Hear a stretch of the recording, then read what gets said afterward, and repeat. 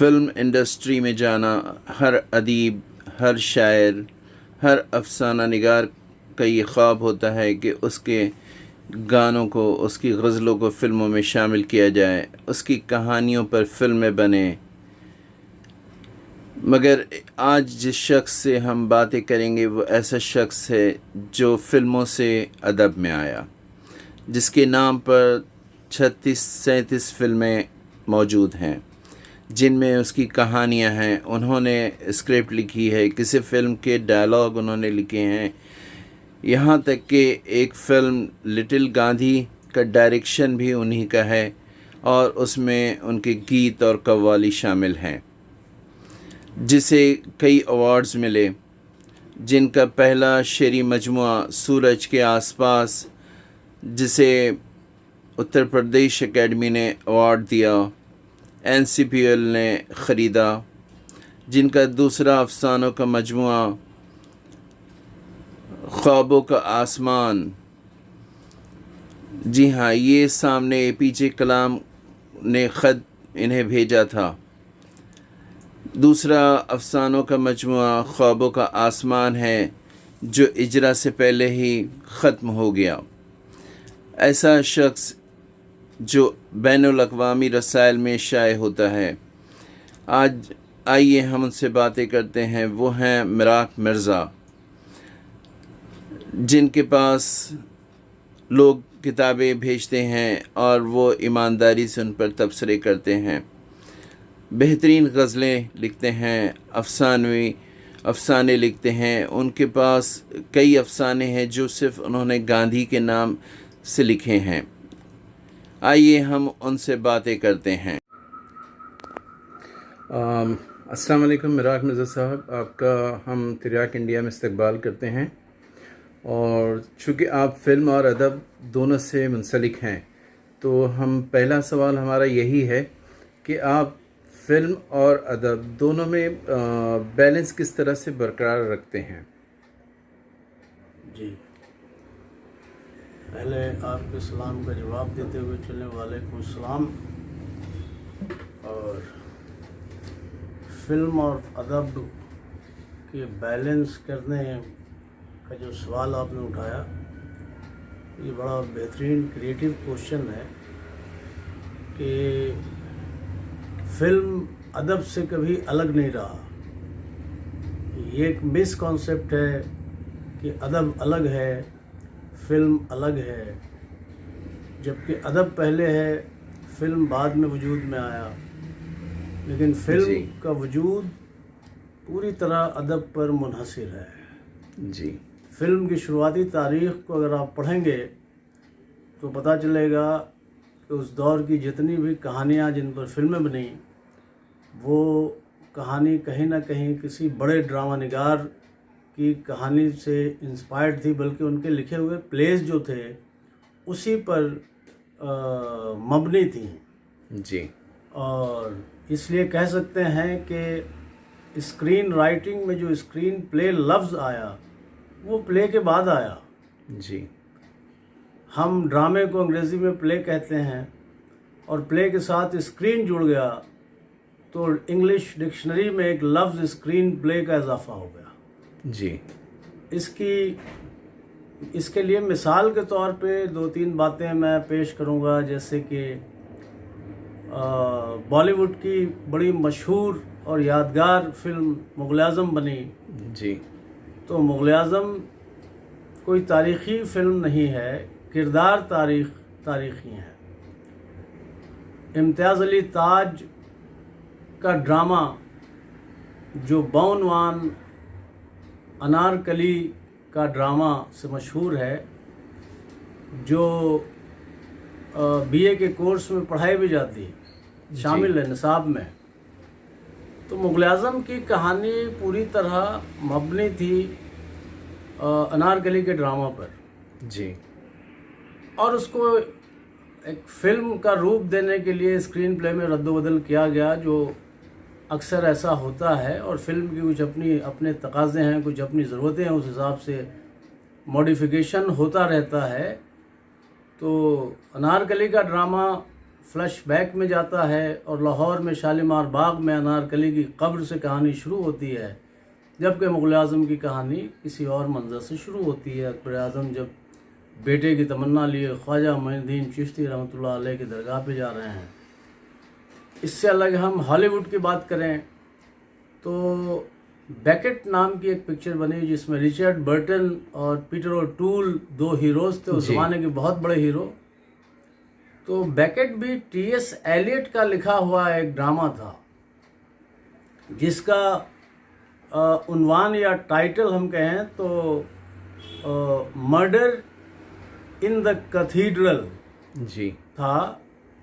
Cathedral वाज़े कर दें उर्दू देखने वाले और सुनने वालों के लिए कि जो बहुत बड़ा चर्च होता है जहाँ हॉस्टल्स भी होते हैं और नन और प्रीस्ट की पढ़ाई भी होती है, उसे अंग्रेज़ी में कैथीड्रल कहा जाता है।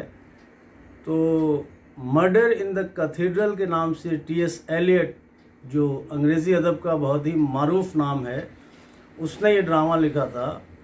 और उस ड्रामे में जो मरकज़ी किरदार था उसका नाम थॉमस बैकेट था जी। और इस तरह थॉमस बैकेट के नाम से ही इपोनिमस टाइटल बना दिया इसके बैकेट के मेकर ने। और ये बड़ी यादगार फिल्म है और बाद में ये फिल्म हिंदुस्तानी फिल्म मेकर्स ऋषिकेश मुखर्जी को इतनी अच्छी लगी कि बैकेट से इंस्पायर्ड होकर उन्होंने नमक हराम बनाई जिसमें अमिताभ बच्चन और राजेश खन्ना मरकज़ी किरदार में थे और नमक हराम भी बहुत चली। तो ऐसा इतिहास है और तारीख़ है कि देखेंगे तो शुरुआती दिनों की बहुत सारी कहानियाँ अदब से ली गई हैं और आज भी अदब से कहानियाँ ली जा रही हैं। तो क्या आपने जो फिल्में लिखी उसमें अदब से इंस्पायर होकर कोई कहानी आपने भी लिखी आपकी, जैसे कि 36-37 फिल्में हैं जिसकी आपने स्क्रिप्ट या डायलॉग्स वगैरह लिखे हैं? इसमें पूरी तरह अदब से हमने कुछ लिया ये नहीं कहेंगे क्योंकि माहौल बदल चुका था और हॉलीवुड की बड़ी कामयाब फिल्मों को इंडियनाइज करने का ज़माना शुरू हो गया था। तो हमने सलीम जावेद साहब के तर्ज तहरीर से इंस्पायर्ड होकर अंग्रेज़ी फिल्में देखना शुरू की और उन फिल्मों को इंडियनाइज करना शुरू किया जो ट्रेंड था, क्योंकि जो बॉलीवुड है या यहाँ तक कि हॉलीवुड भी एक्टर्स डोमिनेटिंग इंडस्ट्री है जी। जो सेलेब्रिटी स्टार होते हैं वो हर डिपार्टमेंट को डोमिनेट करते हैं। हम कहानी कितनी ही अच्छी क्यों न लिख दें जी, अगर हीरो को पसंद नहीं है तो हमारी कहानी रिजेक्ट हो जाएगी और शेल्फ में पड़ी रह जाएगी। तो ये मैं ट्रिक ऑफ द ट्रेड समझ गया था। मतलब सलीम जावेद भी क्या इंग्लिश फिल्में ही देखकर ये तो इस तरह का जग लिखते जाहिर रहे? है उनके बारे में कहा जाता है और वो खुद जी। भी कहते हैं उनकी कोई फिल्म जो है ओरिजिनल नहीं रही जी। एक ही फिल्म उनके बकौल ओरिजिनल थी जो बहुत बड़ी डिज़ास्टर साबित हुई बॉक्स ऑफिस पर और उसका नाम था ईमान धर्म जी। बाकी की सारी फिल्में या तो अंग्रेज़ी फिल्म से इंस्पायर्ड रहीं या पुरानी हिंदी फिल्मों से जो कामयाब हिंदी फिल्में थीं जी। तो ये ट्रिक मैं भी ये सीख गया था। तो अंग्रेज़ी फिल्मों से इंस्पायर्ड होकर हमने हिंदी कहानी बनाई और हीरोज़ को भी पसंद आने लगी कि जब हम बताते रहे कि यहाँ से इंस्पिरेशन है तो अच्छा ये इंस्पिरेशन का चलन सिर्फ यहाँ नहीं है, ये हॉलीवुड में भी है। अच्छा। वहाँ की भी जो पुरानी क्लासिक फिल्में हैं उससे भी इंस्पायर्ड होकर वहाँ दोबारा इंग्लिश फिल्में बनती हैं। तो यहाँ भी ये सिलसिला है। और फैक्ट ये है हसन साहब के ये जो ट्रिक मैं सीख गया था इस वजह से मैं जिस हद तक भी कामयाब हूँ वो कामयाबी मिली। आप अपनी कुछ फिल्में ऐसी जो इस तरह की लिखी कहानियों पर और वो कामयाब रही? अब जैसे कि भीष्मा मिथुन चक्रवर्ती और मेरी पहली फिल्म, मतलब मिथुन चक्रवर्ती के साथ मेरी पहली फिल्म जी। तो ये 2 अंग्रेज़ी फिल्मों को मिलाकर ये कहानी बनाई गई थी। जी। और ये कौन अंग्रेज़ी फिल्में थी, मसलहतन मैं उनका नाम नहीं बताऊंगा। जी। तो इसके लिए मुझे पहले डायलॉग राइटर साइन किया गया। स्क्रीन प्ले और स्टोरी कोई और साहब लिख रहे थे और शूटिंग की डेट करीब आ गई। डायरेक्टर ने कहा कि भाई स्क्रीन प्ले से मुझे मज़ा नहीं आ रहा है, तुम कुछ करो, चंद सीन तुम अपने अंदाज का बना दो। वो सीन भी मैंने बना दिए। उसके बाद भी डायरेक्टर साहब मुतमईन नहीं हो रहे थे। तो एक दिन मैं शरीयत गालिब के असर में था और वो भी उसी असर में थे, और उन्होंने फिर कहा कि यार ऐसा क्यों हो रहा है कि मुझे शूटिंग करने के लिए इंस्पिरेशन नहीं आ रही है। और मेरे मुंह से निकल गया कि अगर आप सच जानना चाहते हैं तो मैं बता दूं। तो मैंने कहा भैया आपकी स्क्रीन प्ले में स्टोरी है ही नहीं।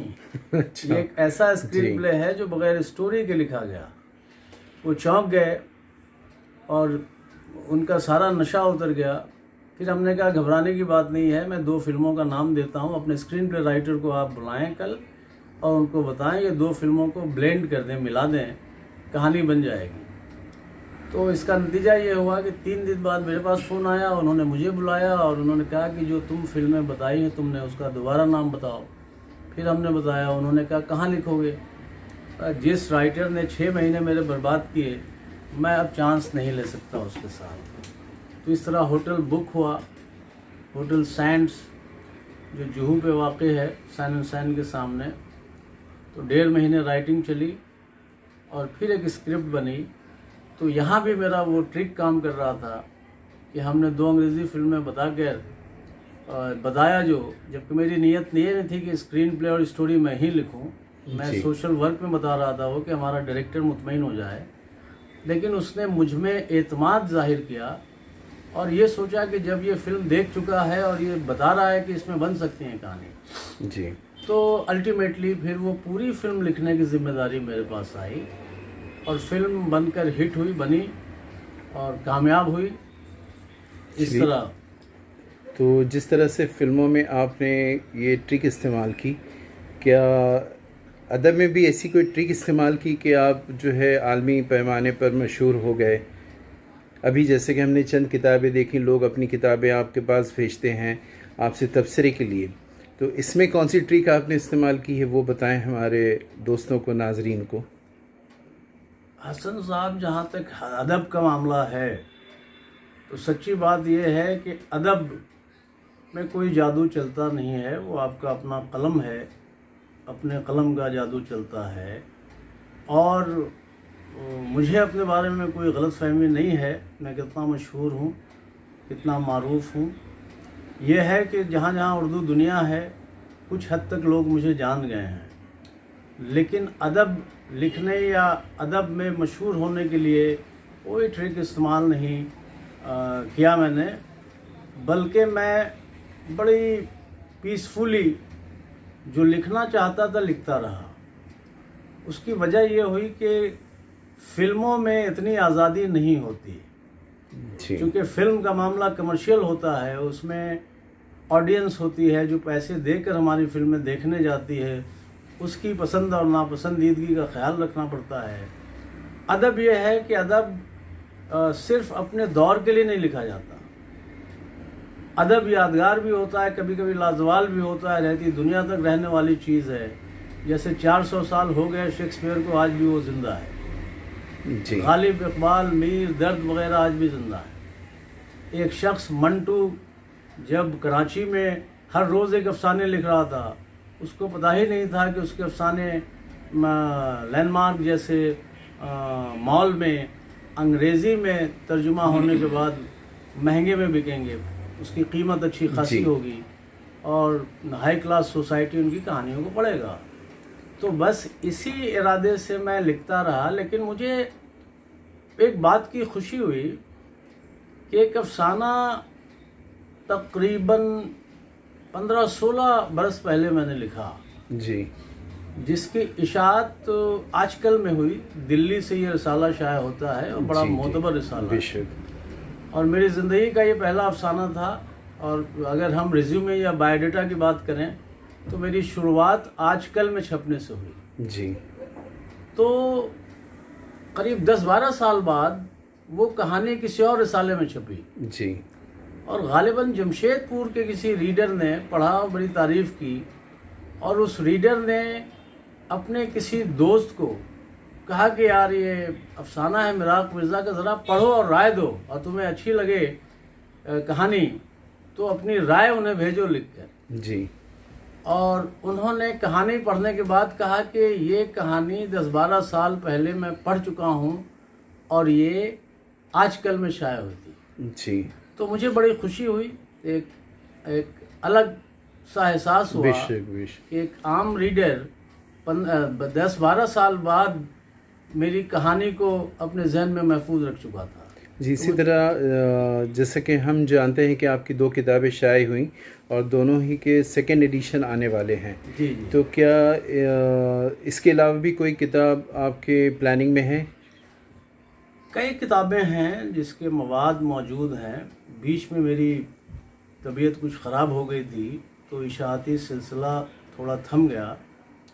तो कई किताबें हैं, जैसे एक अफसानवी मजमुआ है जो पिघलते लम्हों की तस्वीर के नाम से बहुत जल्द मंजर-ए-आम पर आएगा। एक शेरी मजमुआ है नए आसमां की तलाश में, वो भी जो है अफसानवी मजमुए के बाद आएगा। और ऐसे 7-8 किताबें लाइनअप हैं जो एक के बाद एक आती रहेंगी। जी। आपसे एक पर्सनल सवाल है ज़ाती आपका कि आप महीने में अखबार और रसायल पर तकरीबन कितनी रकम खर्च करते होंगे? रकम के लिए तो कैलकुलेट करना पड़ेगा, लेकिन यह है कि अखबार मैं पढ़ता हूँ और रसायल भी पढ़ता हूँ। उर्दू अखबार?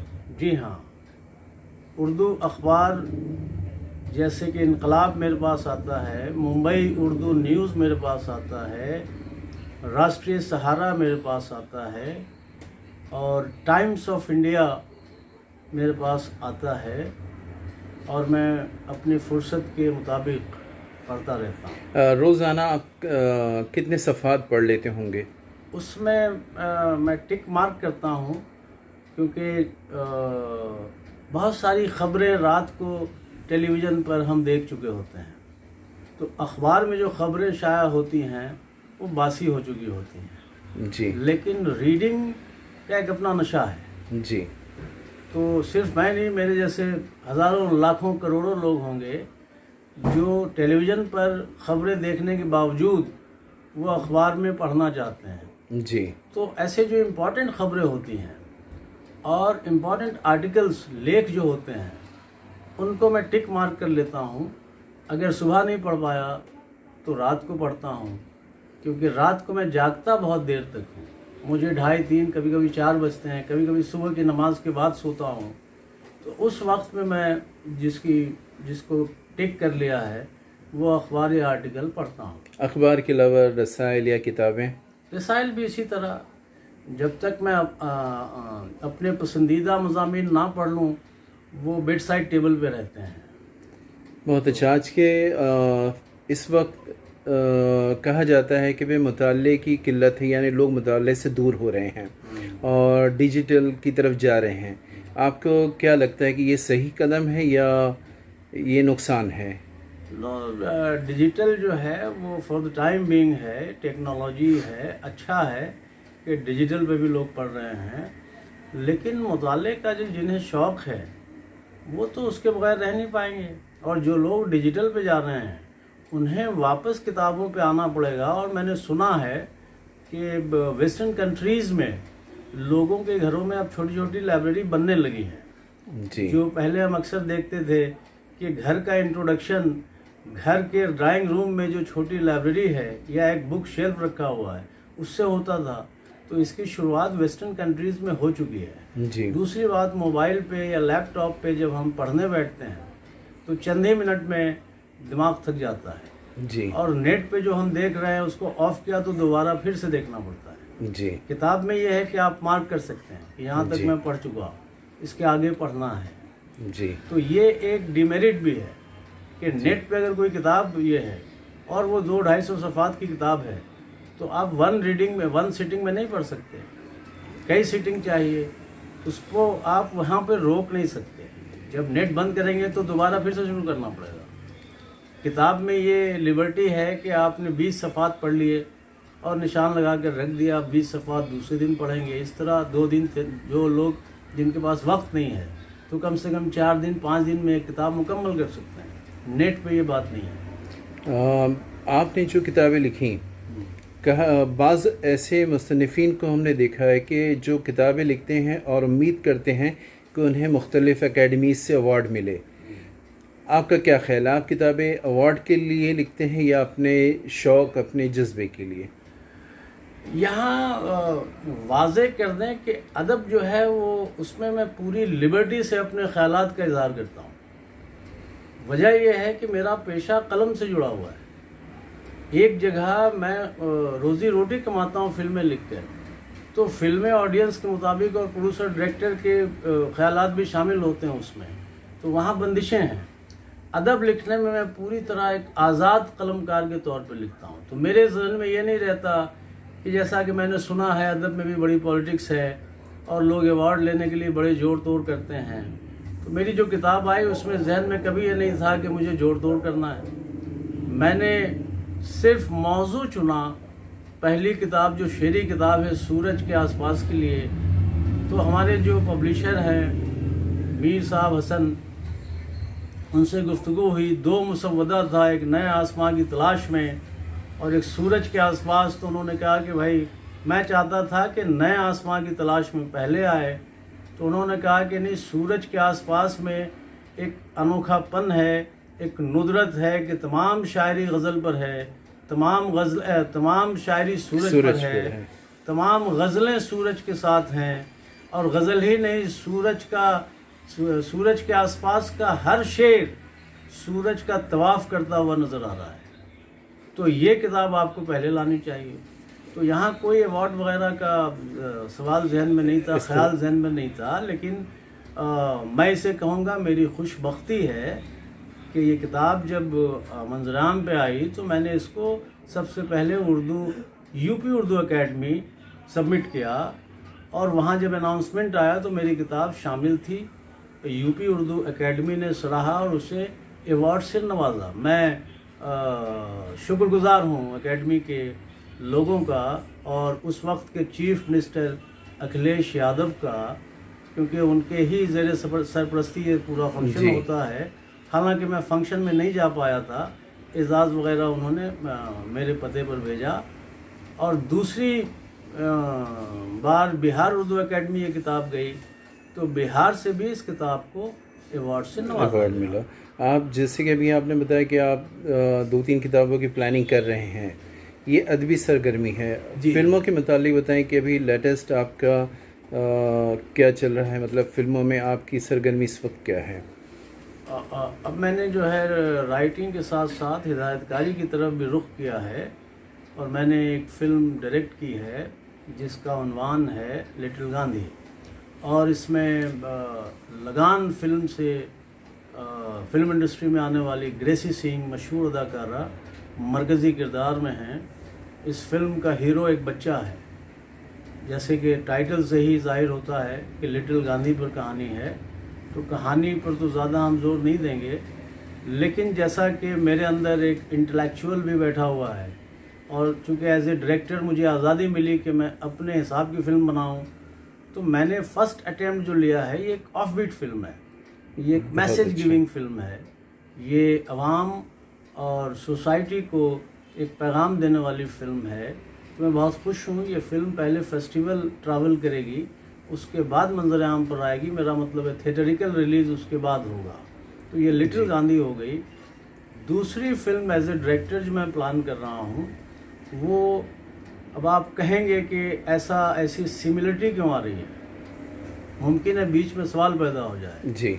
तो दूसरी फिल्म का उन्वान प्रोफेसर गांधी है। सवाल हो गया गांधी पे ही। आपके कुछ अफसाने भी गांधी पर ही वो तो एक किताब प्लान कर रहा हूँ जिसमें 24 कहानियाँ होंगी और हर कहानी गांधी या गांधी के विचार से जुड़ी हुई है। गांधी को मैं एडमायर करता हूँ, ये भी एक वजह है। और नुदरत का ख्याल था कि कहानियाँ तो बहुत आ रही हैं, किताबें बहुत शाया हो रही हैं, मेरी किताबें क़ारीन क्यों पढ़ेंगे। जी। तो कुछ ऐसी बात हो। तो इस तरह गांधी की आइडियोलॉजीज़ को अलग अलग एंगल से देखने के लिए हमने कुछ कहानियाँ लिखी हैं। और ये कहानी उर्दू के अलावा हिंदी, अंग्रेज़ी भी ज़बान में आएगी। जी। तो प्रोफेसर गांधी ये है कि ये यूनिवर्सिटी बैकग्राउंड की फ़िल्म है और मरकज़ी किरदार में ख़ुद प्रोफेसर गांधी है। जी। और पहली बार ये प्रोफेसर आम प्रोफेसर से अलग दिखाई देगा इस फिल्म में। बहुत अच्छा। आखिरी सवाल कि जो हमारे नाजरीन हैं, जो दोस्त हैं, जो किताबों का शौक़ रहते हैं, वो अपने मुताले को किस तरह से और ज़्यादा करें और अदब में वो किस तरह आगे बढ़ें, उनके मुतालिक आप अपना कुछ मशवरा, कोई पैगाम दें। इसमें यह है कि जो लोग कहानी, अफसाने लिखना चाहते हैं तो डेफिनेशन को समझें कि अफसाना लिखना कोई किसी भी बात को सफ़े किरतास पे उतार देना नहीं है।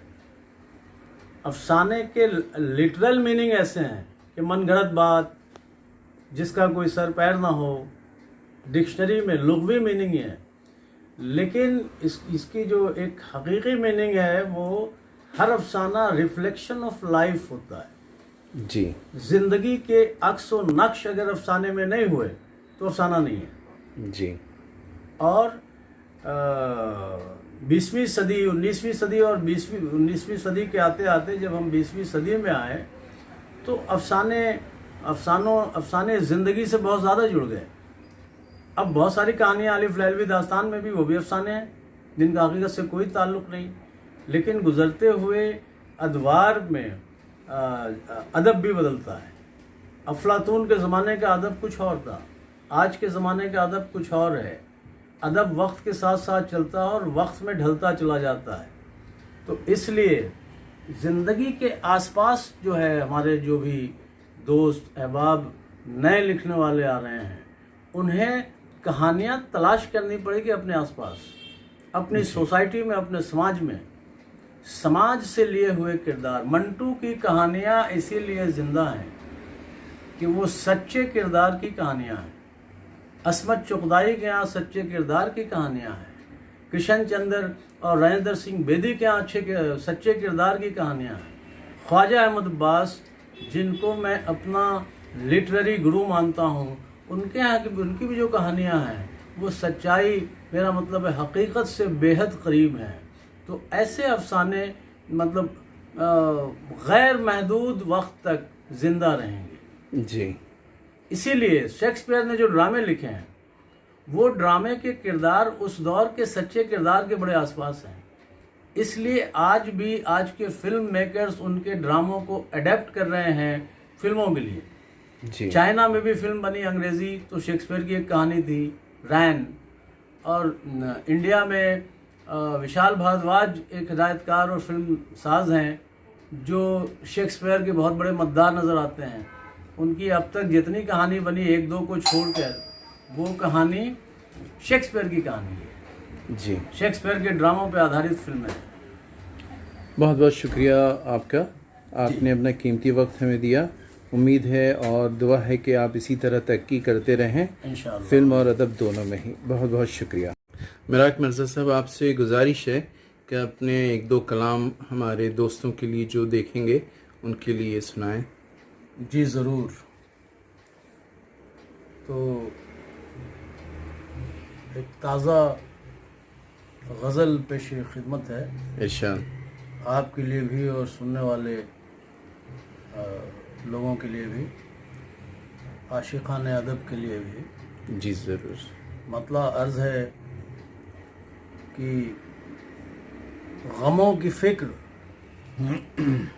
खुशी का ख्याल कुछ भी नहीं। गमों की फ़िक्र, खुशी का ख्याल कुछ भी नहीं, और यहाँ के बाद उरूज व ज़वाल कुछ भी नहीं। वाह, बहुत अच्छा, शुक्रिया।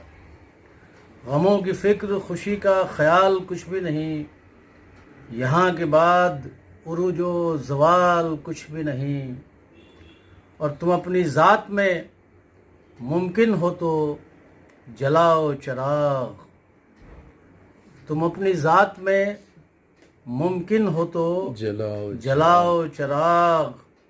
वो राह देगा, वो राह देगा कि ये माया जाल कुछ भी नहीं। वाह, बहुत अच्छा, बहुत शुक्रिया। वो राह देगा कि ये माया जाल कुछ भी नहीं। और तीसरा शेर अर्ज़ है कि मैं एक कुटिया कहीं देखता हूँ सूरज में, मैं एक कुटिया कहीं देखता हूँ सूरज में, अंधेरी राह गुजर का मलाल कुछ भी नहीं। वाह वाह, अंधेरी राह गुजर का मलाल कुछ भी नहीं, गमों की फिक्र खुशी का ख्याल कुछ भी नहीं। और शेर अर्ज़ है कि पहुँच हमारी जो अब चांद से भी आगे है, पहुँच हमारी जो चांद से पहुँच हमारी जो अब चांद से भी आगे है उसकी देन, है उसकी देन, हमारा कमाल कुछ भी नहीं। है उसकी देन, हमारा कमाल कुछ भी नहीं।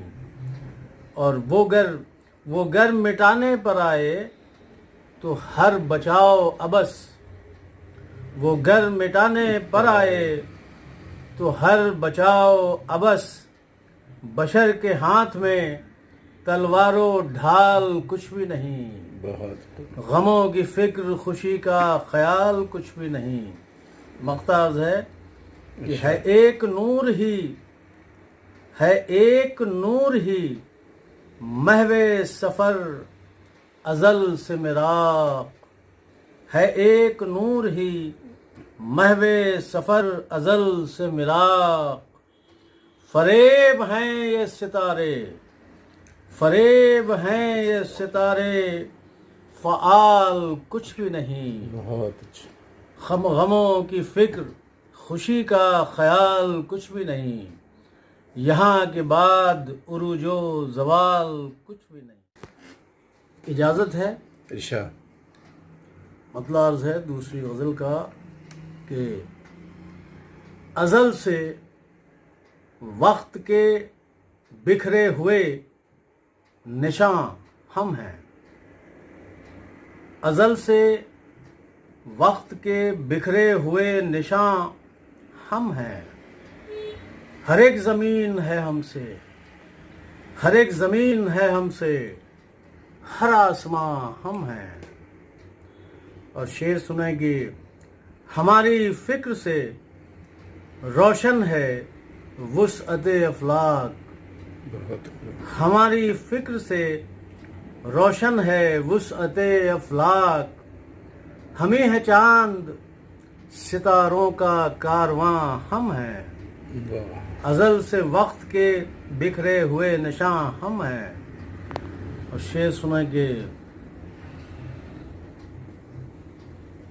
सिमट गए तो वजूद अपना चंद कतरों सा, सिमट गए तो वजूद अपना चंद कतरों सा, जो फैल जाएं तो कामों से बेकरां हम हैं, जो फैल जाएं तो कामों से बेकरां हम हैं।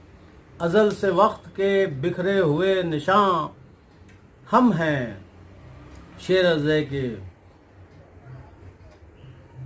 कि जिससे आतिश नमरूद बुझ गई अज़ खुद, कि जिससे आतिश नमरूद बुझ गई अज़ खुद, वो मोजज़ा, वो करिश्मा, वो गुलसितां हम हैं, वो मोजज़ा, वो करिश्मा, वो गुलसितां हम हैं। और शेर सुनेंगे, सजा रहे हैं, सजा रहे हैं ज़मी को कई सदी से हम सजा रहे हैं। ज़मी को कई सदी से हम, हमारी फिक्र में सूरज है, हमारी फिक्र में सूरज है, कहकशां हम हैं, अज़ल से वक्त के बिखरे हुए निशान हम हैं। और मक्ता मुलाहजा फरमाएं। इरशाद। हनीफ कमर साहब इरशाद। बतौर ख़ास आपके लिए कि इनायत। चिराग़े इल्म व अदब का, चिराग़े इल्म व अदब का है किससे रिश्ता मेरा। बहुत खूब। चिराग़े इल्म इल्म व अदब का है किससे रिश्ता मेरा।